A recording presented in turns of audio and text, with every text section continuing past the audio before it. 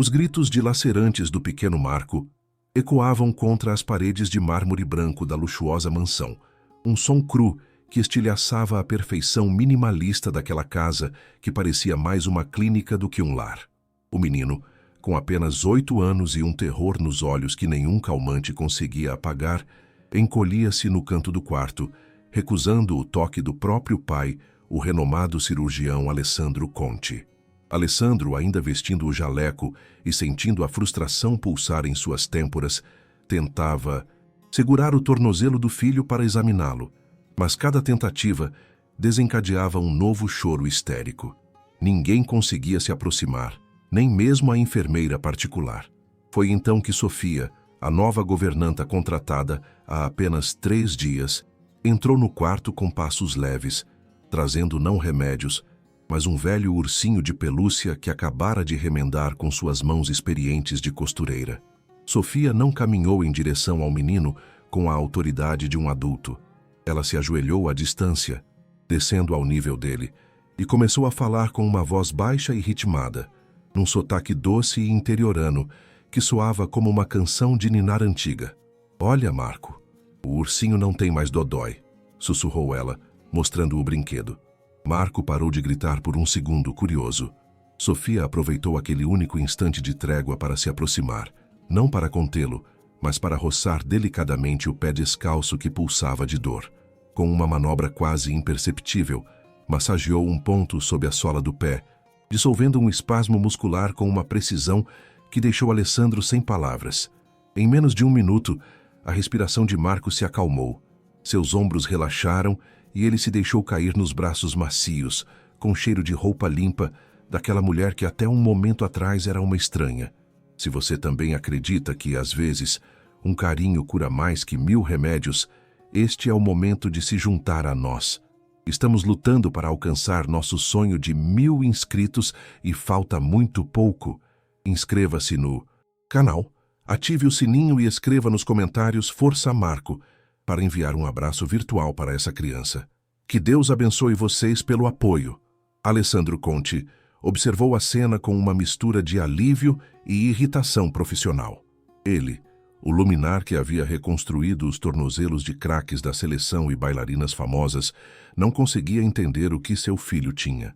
As radiografias eram perfeitas, as ressonâncias magnéticas imaculadas, e ainda assim Marco mancava visivelmente e gritava de dor cada vez que colocava o pé no chão. Para Alessandro, homem da ciência, se não havia uma causa visível nos exames, o problema devia estar na cabeça do menino. Um diagnóstico cômodo que o absolvia de sua impotência, mas que cavava um abismo entre ele e o filho. Passou a mão pelos cabelos grisalhos, olhando para aquela criança que se tornara um enigma insolúvel, uma falha viva caminhando por sua casa perfeita. Naquele momento de calma aparente, a porta se abriu novamente e entrou Isabela, a noiva de Alessandro, uma mulher de uma beleza gélida e impecável, carregando o objeto do terror. Um par de botas ortopédicas feitas sob medida, de couro rígido e fechos de velcro reforçados. Isabela sorriu com uma doçura que nunca chegava aos olhos, um sorriso ensaiado de ex-fisioterapeuta que sabe exatamente como manipular as emoções alheias. "Oh, pobrezinho do meu amor", disse com voz melosa, aproximando-se da cama. "Está na hora de colocar as botinhas mágicas. Você sabe que o papai mandou fazer só para você sarar. Se não colocar, as perninhas nunca vão ficar fortes." Ao ver os sapatos, o corpo de Marco retesou-se novamente, como se estivesse diante de um instrumento de tortura medieval. Sofia, que ainda acariciava a cabeça do menino, sentiu o coração dele acelerar violentamente sob sua palma. Havia algo profundamente errado na reação da criança. Não era a birra de quem não quer usar um sapato desconfortável, era o pânico puro de quem sabe que vai ser ferido. Sofia observou os calçados nas mãos bem cuidadas de Isabela. Pareciam obras-primas da engenharia ortopédica, lustrosos, caros, perfeitos. Mas os olhos de Sofia, acostumados a perscrutar costuras para encontrar defeitos ocultos, notaram como Isabela os apertava, segurava-os com uma possessividade estranha, quase maníaca, como se fossem joias preciosas e não próteses médicas. Talvez possamos deixá-lo descalço mais um pouco, Dona Isabela, ousou propor Sofia, sentindo o instinto de proteção crescer dentro de si. O menino parece bem agora que está sem elas. Isabela virou-se bruscamente. O sorriso doce desapareceu por uma fração de segundo, substituído por um olhar de gelo puro. Você está aqui para tirar o pó, Sofia, não para dar consultas médicas, respondeu seca, antes de se virar para Alessandro com um ar de súplica vitimista. Amor, está vendo? Se o mimarmos, ele nunca vai se curar. A terapia precisa ser constante. Me ajude a segurá-lo, por favor. Faço isso apenas para o bem dele. Me parte o coração vê-lo assim, mas temos que ser fortes. Alessandro, manipulado pela culpa e pela lógica clínica da noiva, assentiu gravemente. A Isabela tem razão. Marco, chega de drama, ordenou com voz firme. Enquanto o pai segurava os ombros do filho, que recomeçava a chorar desesperado, Isabela enfiava os sapatos nos pés da criança, com gestos rápidos e decididos. Sofia observou a cena do canto do quarto, sentindo-se inútil, mas seu olhar não perdeu um detalhe. Notou que, no momento exato em que Isabela pressionou a sola contra o pé de Marco, o menino teve um espasmo violento, um reflexo involuntário de dor aguda, como se tivesse sido picado por uma vespa invisível. Pronto, disse Isabela, fechando o velcro com força e satisfação. Agora ande. Marco levantou-se trêmulo, o rosto banhado em lágrimas. Deu um passo e sua expressão se contorceu numa careta de agonia. Mancava visivelmente, arrastando a perna esquerda como se fosse de chumbo. Bravo, querido. Viu só? Já está melhor. Mentiu Isabela, acariciando a cabeça dele enquanto Alessandro olhava o relógio, aliviado que a cena tivesse acabado. Mas Sofia não estava convencida. Enquanto saía do quarto para preparar o café, virou-se uma última vez. Viu Isabela ajeitando os sapatos nos pés de Marco com um cuidado excessivo, quase como se quisesse garantir que estivessem posicionados de forma milimétrica. E naquele momento, na mente da costureira, nasceu uma suspeita terrível. E se o problema não estivesse no pé do menino, mas naquilo que o envolvia, aquela pergunta se cravou em sua cabeça como um alfinete. E Sofia jurou a si mesma que descobriria a verdade, nem que tivesse que desmontar aquela casa peça por peça. Nos dias seguintes, Sofia começou a catalogar a dor de Marco com a mesma precisão com que antigamente media tecidos. Percebeu um padrão inequívoco, um ritmo cruel que marcava os dias na mansão. De manhã, quando Marco descia para o café descalço ou de meias, era uma criança quase normal. Ria, comia seus cereais com gosto, seus olhos brilhavam. Mas no instante exato em que o velcro das botas ortopédicas fazia aquele barulho de rasgo, a luz se apagava.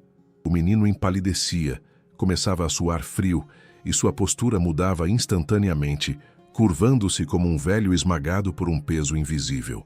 Não era apenas incômodo, era tortura. Sofia via as mãos da criança fecharem-se em punho até as articulações ficarem brancas cada vez que apoiava o calcanhar no chão. Um detalhe que o pai, perdido em seus prontuários, não percebia. Isabela orquestrava esse teatro da dor com uma maestria assustadora.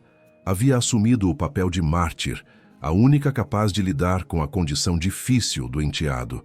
Sofia notou com horror como a mulher manipulava cada interação.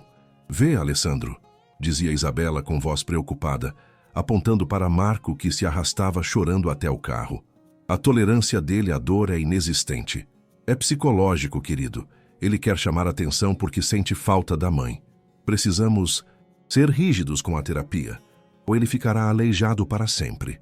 Alessandro, devorado pela culpa e cego de amor por aquela mulher que parecia ter assumido seu fardo, concordava tristemente, convencendo-se de que a crueldade era necessária para a cura.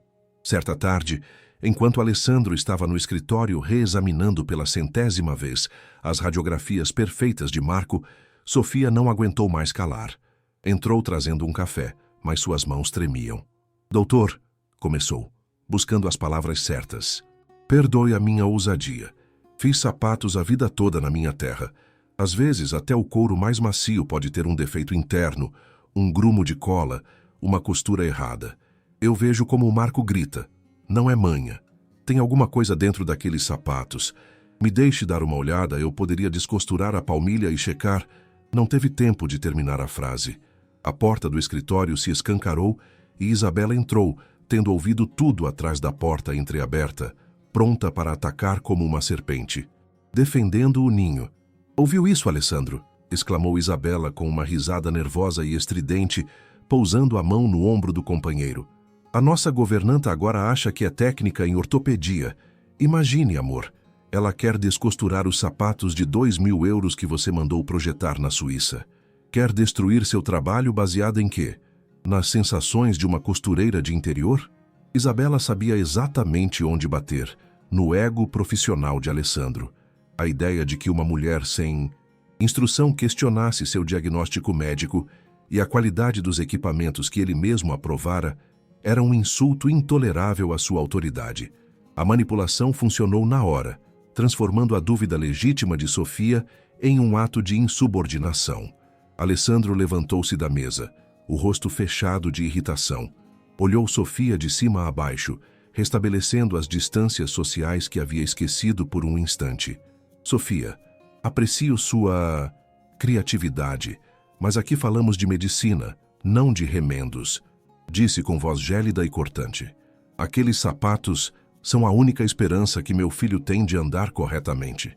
Se eu vir você tocando neles, ou se souber que está colocando na cabeça do Marco essas ideias ridículas de que os sapatos estão quebrados, serei obrigado a demiti-la imediatamente, fui claro? Sofia engoliu o golpe em silêncio, baixando o olhar, mas dentro dela, a chama da suspeita virou um incêndio. Ela tinha visto o terror nos olhos de Isabela quando mencionou a palmilha. Não, era deboche o que a madrasta sentia. Era medo de ser descoberta. Daquele dia em diante, a vida de Sofia virou um inferno. Isabela iniciou uma guerra fria e silenciosa. Dava-lhe as tarefas mais degradantes, fazia-a trabalhar até tarde e, acima de tudo, proibia que ela se aproximasse do quarto de Marco quando ela estivesse presente. O menino é instável, sua presença o agita, dizia. Mas Marco piorava a olhos vistos. A dor constante o estava consumindo. Não comia mais, parara de falar, e seus olhos haviam se tornado 2 poços vazios de resignação. Certa noite, Sofia o viu sentado no sofá, massageando o pé freneticamente depois que Isabela lhe tirou os sapatos. Havia uma vermelhidão estranha no calcanhar, um ponto preciso inflamado que sumia após alguns minutos. Não era defeito de postura, era uma lesão mecânica pontual. Sofia entendeu que não podia esperar um milagre. Tinha que agir. A injustiça de ver aquela criança torturada debaixo do nariz do pai, o homem que deveria protegê-lo, mais que qualquer um, deu-lhe uma coragem desesperada. Isabela guardava aqueles sapatos como se fossem o santo graal. De noite, trancava-os num armário no corredor e de dia, nunca os perdia de vista. Por que tanta segurança para um par de botas ortopédicas? O que havia ali dentro que não podia ser visto? Sofia decidiu que naquela noite, enquanto a casa dormia, faria o impensável. Roubaria um pé do sapato. Sabia que se fosse pega, acabaria na cadeia, mas a vida de Marco valia o risco. Esperou até às 3 da manhã. A mansão estava imersa num silêncio sepulcral, quebrado apenas pelo zumbido da geladeira moderna. Sofia saiu de seu quartinho de serviço, caminhando descalça para não fazer barulho no piso de mármore. O coração batia na garganta como um tambor descontrolado. Chegou diante do armário no corredor do primeiro andar. Isabela, em sua arrogância, deixara a chave na fechadura naquela noite, talvez segura demais de seu domínio absoluto ou distraída pelo champanhe do jantar. Sofia girou a chave. O clique ressoou no corredor vazio como um tiro. Congelou prendendo a respiração, esperando ver Alessandro ou Isabela surgirem de seus quartos. Nada. Abriu a porta e as viu. As 2 botas pretas, brilhantes, malignas, pousadas na prateleira como ídolos pagãos. Estendeu a mão trêmula para o pé direito. Ao tato parecia normal, couro rígido, sola de borracha e cortiça. Mas havia um peso estranho, uma aura de maldade que fazia seus dedos formigarem. Precisava levá-la para a cozinha, sob a luz forte, para examinar com suas ferramentas de costura. Mas justo quando apertava o sapato contra o peito, uma luz se acendeu no fundo do corredor. A porta da suíte principal se abriu. Sofia teve apenas tempo de se enfiar num nicho atrás de uma grande planta ornamental, com o coração explodindo no peito. Isabela saiu do quarto, de roupão de seda, indo em direção à cozinha para beber água. Passou a poucos centímetros do esconderijo de Sofia. A governanta podia sentir o perfume caro da madrasta. Um cheiro doce que lhe dava náuseas. Isabela parou diante do armário. Viu a porta entreaberta. Retesou-se. "Tem alguém aí?" Sussurrou no escuro, a voz não mais doce, mas sibilante e perigosa. Sofia apertou o sapato contra o próprio corpo, rezando a todos os santos que conhecia. Se Isabela a encontrasse ali com o sapato na mão, inventaria uma história de roubo, a faria ser presa, e Marco ficaria sozinho com seu monstro para sempre. Isabela permaneceu imóvel por um minuto eterno, perscrutando as sombras, seus olhos brilhando no escuro como os de um gato predador. Então, pensando talvez ter sido ela mesma quem esquecera a porta aberta, fechou-a com uma batida seca, girou a chave e colocou-a no bolso, voltando para o quarto. Sofia estava salva, mas tinha falhado. Não estava com o sapato, mas tinha visto o medo puro no rosto de Isabela. Agora tinha certeza. O segredo estava lá dentro e na próxima vez não falharia. O amanhecer surgiu sobre Roma cinzento e pesado, refletindo o humor negro que reinava na mansão. O café da manhã foi um rito silencioso e tenso, apenas com o ruído dos talheres de prata batendo na porcelana.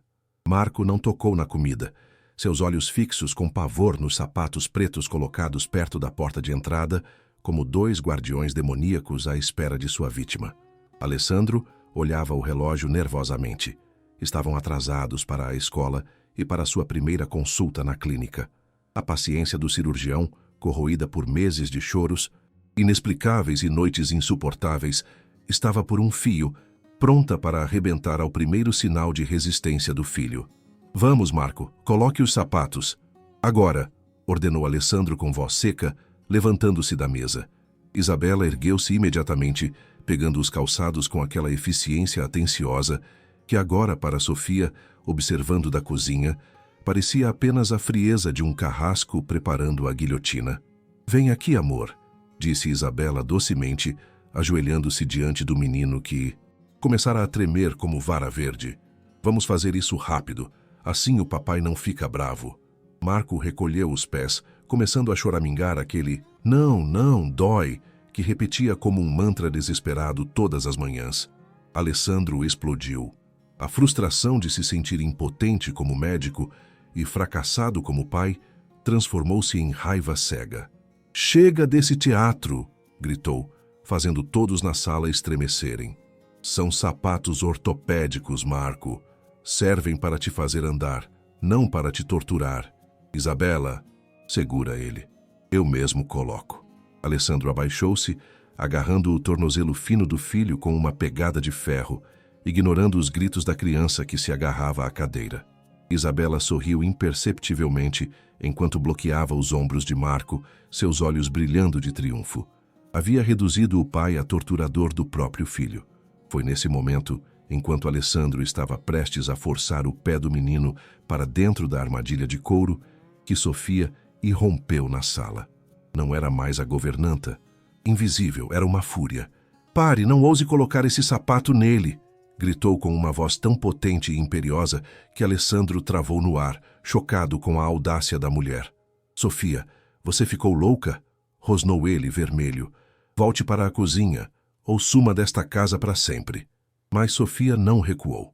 Avançou na direção deles, tirando do bolso do avental seu desmanchador, uma pequena ferramenta de costura com lâmina curva e afiada. Isabela soltou um grito teatral, fingindo proteger Marco. "Ela está armada. Alessandro chama a polícia. Ela é louca." Mas Sofia ignorou a mulher e se lançou não contra as pessoas, mas contra o objeto. Com um movimento fulminante, arrancou o sapato esquerdo das mãos de Alessandro, que ficara petrificado pela cena surreal. "O senhor olhou os ossos, doutor", ofegou Sofia, as mãos trabalhando freneticamente no calçado. Olhou os nervos, mas nunca olhou onde o pé pisa. Sem pedir permissão, Sofia afundou a lâmina da ferramenta dentro do sapato. O som do couro, sendo rasgado, foi estridente no silêncio repentino da sala. Alessandro fez menção de impedi-la, mas algo no tom da mulher o conteve. Sofia fez a alavanca com força. Seus pulsos robustos de trabalhadora forçaram contra a cola industrial e, com um puxão violento, arrancou a grossa palmilha interna de couro. O que apareceu por baixo fez o sangue gelar nas veias do grande cirurgião. Ali, incrustado com precisão diabólica na cortiça da sola, havia um disquinho de plástico rígido, e no centro exato do disco, invisível ao tato superficial, mas letal sob o peso do corpo, despontava a metade de uma agulha de costura quebrada. A ponta metálica estava voltada para cima, posicionada milimetricamente para coincidir com o centro do calcanhar de Marco. Era uma obra-prima da engenharia da tortura, curta o suficiente para não perfurar a pele a fundo, deixando feridas sangrentas, mas longa o bastante para pressionar violentamente o nervo calcâneo a cada passo. Alessandro ficou imóvel, fitando aquele pequeno ponto metálico que cintilava à luz da manhã. Seu cérebro médico processou a informação num nanosegundo. Entendeu instantaneamente a mecânica da dor, a pressão, a inflamação dos tecidos moles, a impossibilidade de ver a causa numa ressonância porque o metal da estrutura do sapato mascarava a agulha. Entendeu por que Marco gritava apenas quando caminhava. Entendeu que cada passo de seu filho nos últimos 6 meses tinha sido como caminhar sobre brasas. E entendeu que fora ele quem o obrigara a fazer isso todos os dias. Você ficou chocado com essa descoberta? Imagine a dor de um pai ao perceber a verdade. Se você está prendendo a respiração, deixe um like agora para dar força ao Alessandro neste momento decisivo. Inscreva-se no canal para ver como a justiça triunfará sobre essa crueldade inaudita. Agora voltamos para o acerto de contas. O silêncio na sala tornou-se ensurdecedor. Alessandro ergueu lentamente o olhar do sapato para Isabela. A mulher havia recuado contra a parede, pálida como um cadáver, as mãos tapando a boca. Não havia mais rastro da doce madrasta. Havia apenas um animal encurralado. Alessandro levantou-se, agigantando-se sobre ela. O sapato com a agulha ainda estava na mão de Sofia, uma prova irrefutável. Mas Alessandro não precisava olhar mais. Já tinha visto o suficiente. Eu não sabia. Devem ter sido os sapateiros. Um defeito de fábrica, gaguejou Isabela, a voz fina e trêmula, buscando desesperadamente uma saída. Alessandro, amor, você não pode acreditar que eu... Mas Alessandro deu um passo à frente, e o ar ao seu redor parecia vibrar de uma fúria fria e controlada, muito mais assustadora que os gritos. Pegou delicadamente o sapato das mãos de Sofia e o colocou sob o nariz de Isabela. Um defeito de fábrica? Sussurrou Alessandro com uma calma aterrorizante. Esta agulha foi posicionada exatamente no ponto de pressão do nervo plantar medial. É um ponto que só um especialista em anatomia conhece. Um ponto que causa a dor máxima sem deixar marcas externas. Aproximou-se ainda mais, invadindo o espaço dela. Você é fisioterapeuta, Isabela. Você sabia exatamente o que estava fazendo. Torturou uma criança de 8 anos para me manter preso a você, para posar de heroína cuidadosa. Isabela tentou escapar pela porta, mas Alessandro bateu a mão contra a parede, bloqueando o caminho. Passei 6 meses procurando tumores, doenças genéticas, neuropatias raras, continuou ele, a voz falhando pelo horror. Dopei meu filho com analgésicos inúteis. Briguei com ele porque chorava. E esse tempo todo o monstro não estava na perna dele. Era você. As lágrimas começaram a descer dos olhos de Alessandro, não de tristeza, mas de pura raiva. Saia, disse por fim, baixando a voz. Você tem 10 minutos para sumir da minha vida e de Roma. Se eu te encontrar aqui quando a polícia chegar, juro que usarei cada centavo da minha fortuna e cada contato que tenho para garantir sua prisão perpétua. E reze a Deus para que eu não te encontre antes deles. Isabela, vendo a luz homicida nos olhos do homem que pensava ter manipulado, nem tentou mais atuar. Agarrou a bolsa na entrada e fugiu sem olhar para trás, correndo sobre seus saltos altos como se o próprio diabo a estivesse perseguindo. Assim que a porta bateu, Alessandro desmoronou. Não como um homem cansado, mas como um prédio demolido. Deixou-se cair de joelhos diante de Marco, que permanecia sentado, imóvel e confuso. Alessandro pegou o pé descalço do filho entre as mãos, tratando-o como se fosse de cristal. Viu o pequeno halo vermelho no calcanhar, a marca invisível da tortura sofrida. "Me perdoa, Marco. Me perdoa", soluçou o pai, beijando aquele pezinho ferido. "Papai foi cego. Papai foi estúpido." Sofia aproximou-se silenciosamente e pousou a mão no ombro do homem destruído. Não havia triunfo em seu olhar, apenas compaixão. "Não foi cego, doutor", disse docemente. "Era apenas um homem apaixonado que confiou na pessoa errada. Mas agora o senhor viu, e agora pode curá-lo." Alessandro ergueu o olhar para a governanta, a única pessoa que teve a coragem de desafiar sua ciência para salvar seu filho. Naquele momento, entendeu que aquela mulher simples de mãos calejadas havia salvado sua família do abismo. Alessandro enxugou as lágrimas e levantou-se, pegando Marco no colo, que se agarrou ao pescoço dele. "Sofia", disse com voz firme, "jogue esses sapatos fora, queime-os e pegue as chaves do carro. Hoje não tem escola e eu não vou para a clínica. Hoje vamos comprar para o Marco o par de tênis mais colorido, macio e veloz que existir no mundo." E enquanto saíam da mansão, deixando para trás o horror daqueles meses, Marco apoiou a cabeça no ombro do pai e, pela primeira vez em muito tempo, não chorou. Sabia que o pesadelo tinha acabado. Naquela mesma tarde, no jardim dos fundos da mansão, consumou-se um ritual quase pagão. Alessandro, ainda com seu terno caro, mas agora amarrotado, acendeu uma fogueira na churrasqueira de pedra. Não para cozinhar, mas para purificar. Atirou às chamas as botas ortopédicas de 2.000 euros, assistindo o couro preto se retorcer e queimar, levando consigo a fumaça negra do sofrimento de seu filho.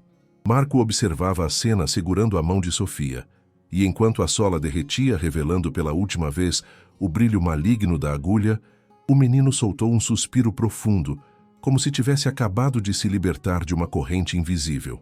Não precisava de palavras. O estalo do fogo era a única sentença necessária para apagar o passado. A parada seguinte foi uma loja de esportes no centro, um lugar caótico e colorido, o oposto exato da clínica estéril. Alessandro disse ao vendedor: "Quero o tênis mais macio que vocês tiverem. Não me importa o suporte plantar, me importa que meu filho sorria." Marco escolheu um par amarelo neon, vistoso e alegre. Quando o menino enfiava o pé, hesitou por um segundo, esperando a pontada de dor habitual. Mas quando apoiou o peso e sentiu apenas a maciez da espuma, seu rosto se iluminou com uma luz que valia mais que todos os diplomas de Alessandro. Deu um passo, depois dois, e enfim começou a correr entre as prateleiras, rindo alto. Alessandro cobriu os olhos para esconder as lágrimas. Tinha devolvido as pernas ao filho com 50 euros de borracha e tecido, onde sua ciência milionária falhara. Nos meses que se seguiram, a mansão sofreu uma metamorfose total. O silêncio monástico foi substituído pelo barulho de bolas batendo nas paredes e pela música que Sofia adorava ouvir, enquanto cozinhava pratos de verdade fartos e cheirosos, banindo para sempre as dietas insossas de Isabela. Alessandro reduziu drasticamente seus horários na clínica. Havia aprendido a lição mais dura de sua vida. De nada adiantava salvar o mundo se perdesse a própria casa. Começou a estudar não mais as doenças, mas seu filho. Aprendeu os nomes dos jogadores favoritos dele, seus gostos para sorvete, seus medos noturnos. Sofia permaneceu com eles, não mais como governanta, mas como uma espécie de avó do coração, a bússola moral que mantinha a família no rumo certo.